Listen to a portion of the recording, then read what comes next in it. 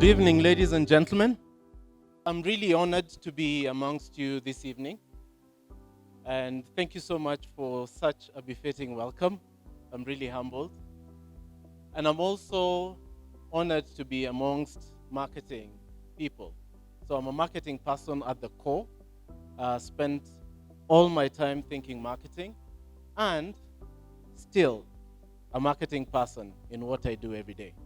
So I feel like I'm really part of, one big family in which we all belong.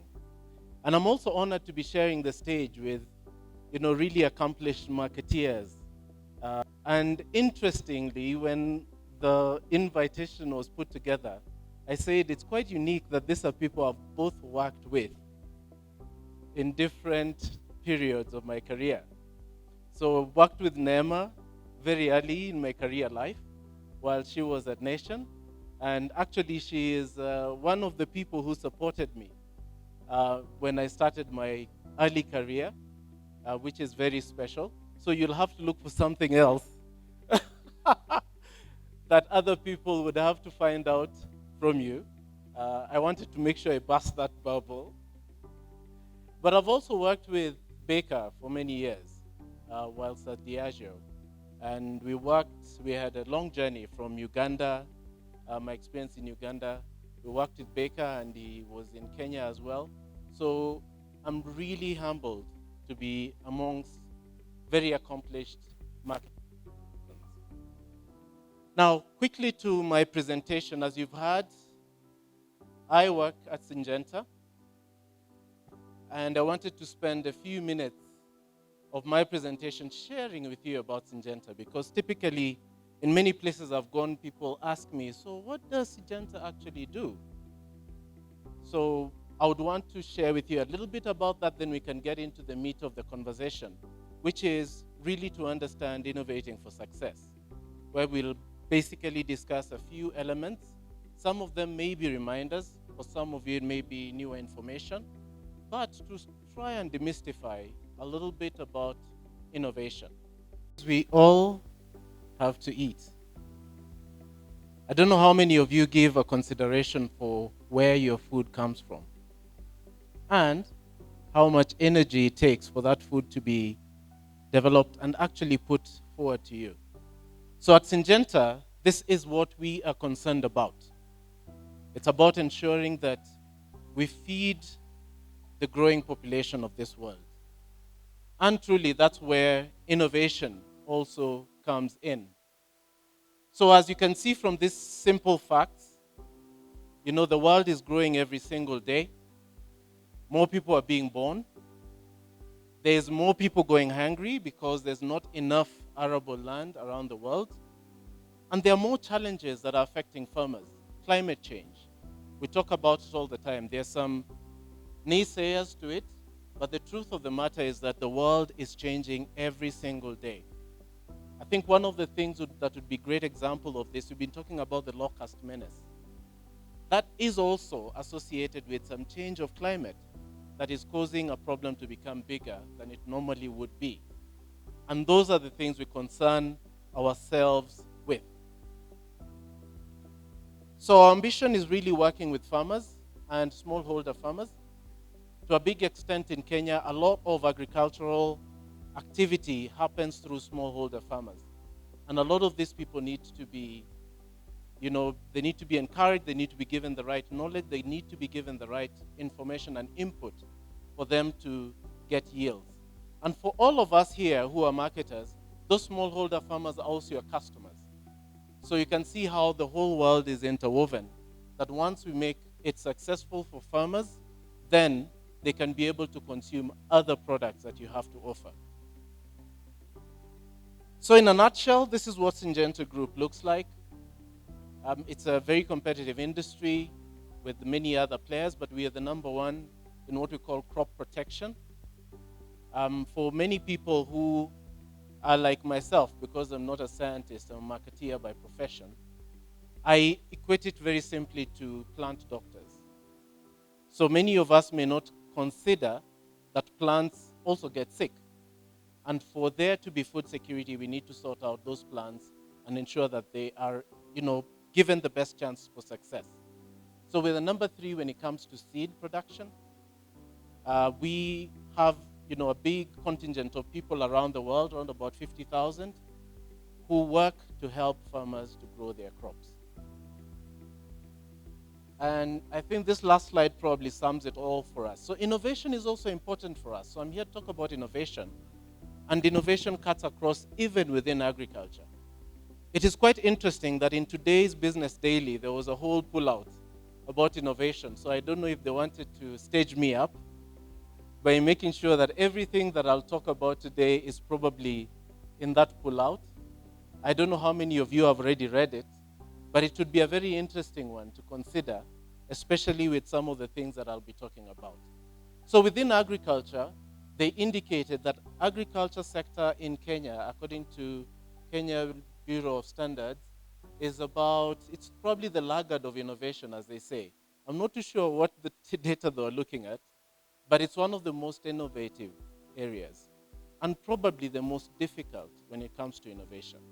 So the conversations that you get to hear within agriculture to make sure farmers get their yields are extremely, extremely mind-boggling. There's a lot of science that goes into it, and there's a lot of thinking that goes into it. So I'm not too sure where the data came from, but I'm not here to negate their sources, but I think this conversation is very useful. It tells us that it's a very apt time for us to think about innovation. Now, many companies talk about innovation. Many companies think about innovation. The question is, do we think about it in the same way? What is innovation? Is it the same things we are looking at? Are we thinking about the same data sources? So I'll share a few facts as part of my presentation, and then we can be able to have a few ideas of what I think would make successful innovation. So this is a very interesting saying by Albert Einstein, that you cannot solve problems using the same framework that you used to create them, the same thinking that you used to create them. And what does it say to me? Because we will always have problems. It means there's a space within each of our company's strategies for innovation. A company that doesn't have innovation in its thinking, it's probably not going to be a successful company in the future. So a very important thing to think about. This is a very interesting list that I came across. So this is a list by the Boston Group, BCG, looking at the most innovative companies in the world last year.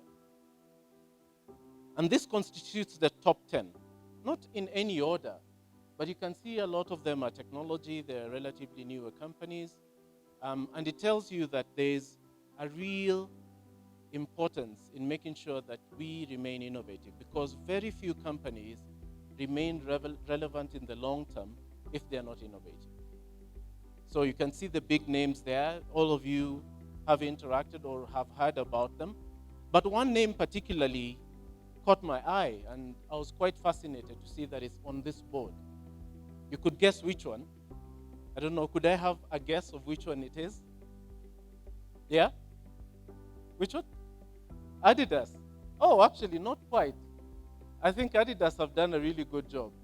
And it's probably one of the more traditional companies that have stayed highly innovative. But the one that caught my eye actually is the one at the top. I was amused. And, it's been one big conversation happening. And why did it catch my eye? When you look at some of the data on this company, it's quite interesting that it's one of the few companies where the revenue does not directly correlate to their value. Have you ever thought about it that way? So on that side, you've got the revenues as published of Tesla over the years. What I can see to myself is that there are negatives, lots of negatives, actually no positive. But it is currently the second most valuable car company in the world. Would you imagine? It's the second most valuable company, hot on the heels of Toyota. It's past all the other companies that you'd know that are big companies in the world. What is the difference? What is the difference? I would want to argue that one of the biggest differences here is innovation. When you look at different pundits who talk about Tesla, they say that the difference between the value and its current income is because of innovation. That shareholders are buying into what the value of this company is going to be in the future. So what does that mean? Engaging in innovation has value because there's a shareholder somewhere who sees the value of innovation. And therefore, it is not just an activity without an end. Yeah? So this is a really good example. I think next I'll talk about a few, well, let me call it them depressing facts. But I think there's some things to wake us up because it's the reality of how life is. Innovation is a challenging affair. So not many companies are able to create this value equation through innovation. What are some of the things that have been captured as facts in innovation? That innovation is tough. On average, all people who talk about innovation say, give or take 95%, as this case by Professor Layton, or 80%, depending on whom you're talking about, of innovations fail. Question is why? Why do we have such a high failure rate? As one person was also looking at, he said out of a company that he looked at, out of 700 ideas that had been put forward, only 3 of them were viable. They're depressing facts, but really important facts to us to think about. If we have to create value in our organizations, in a world where life is a bit more difficult, we need to take a deeper thought as to what makes innovation work. Okay? Whose job is innovation? Is it the MDs? Is it the marketing directors? Is it the technology person? Is it the ICT department? Everybody doesn't quite say whose job is innovation. I would want to suggest that it's our job, the people right inside here. Every marketing person is supposed to be the champion of innovation in your organization. Why is that so? We'll hear from Ipsos, who will tell us that the marketing person is the custodian of knowing what the consumer is about. So if the person who knows what the consumer is about is not championing innovation, then who is? Probably why some of the figures are what you see there in terms of failure rates. If we abscond our duty as marketers to drive innovation, then it actually contributes to the facts that we see on the board. So what is innovation? I think big question.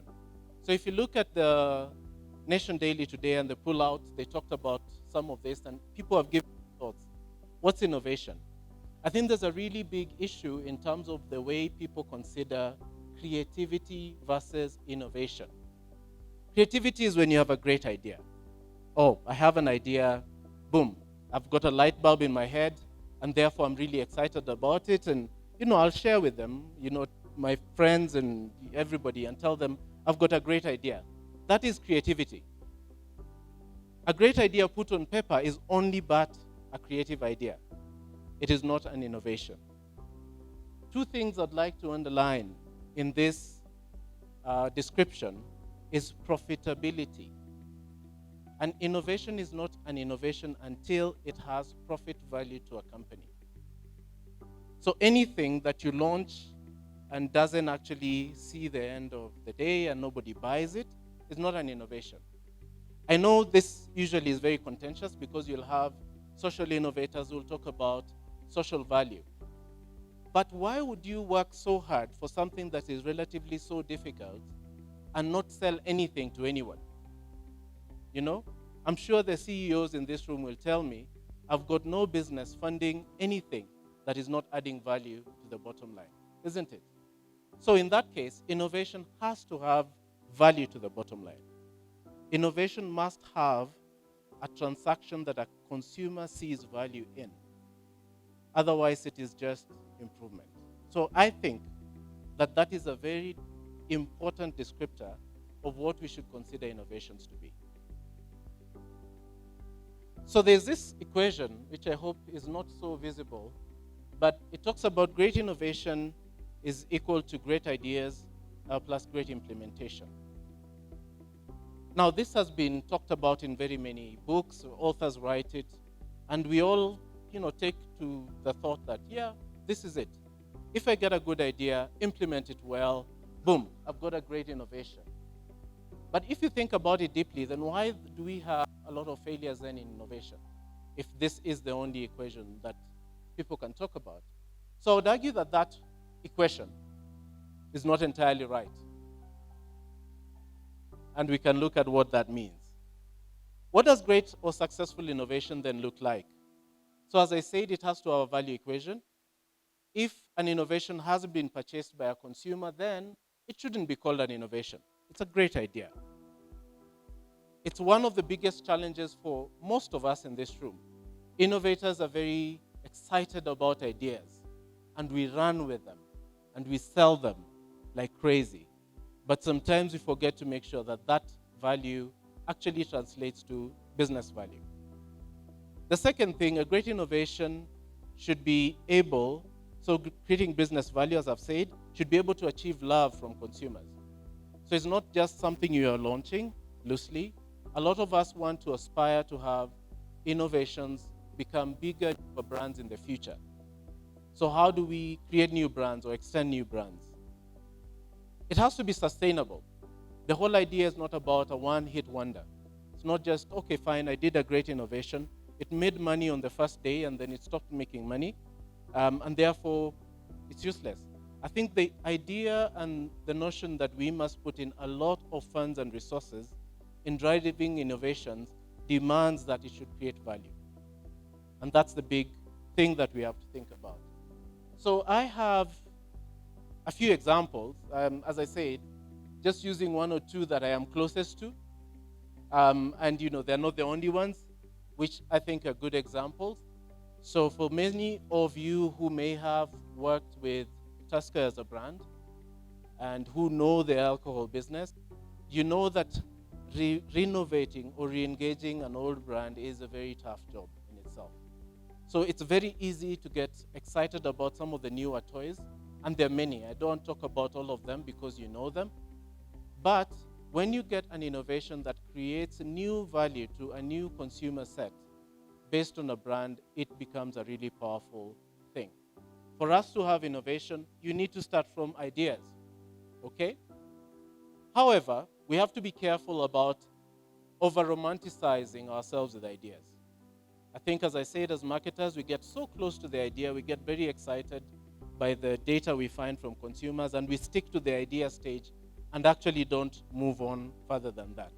So you need to have a great idea. Where do ideas come from? Not the only sources, but some of the things that are source of great ideas is consumer information.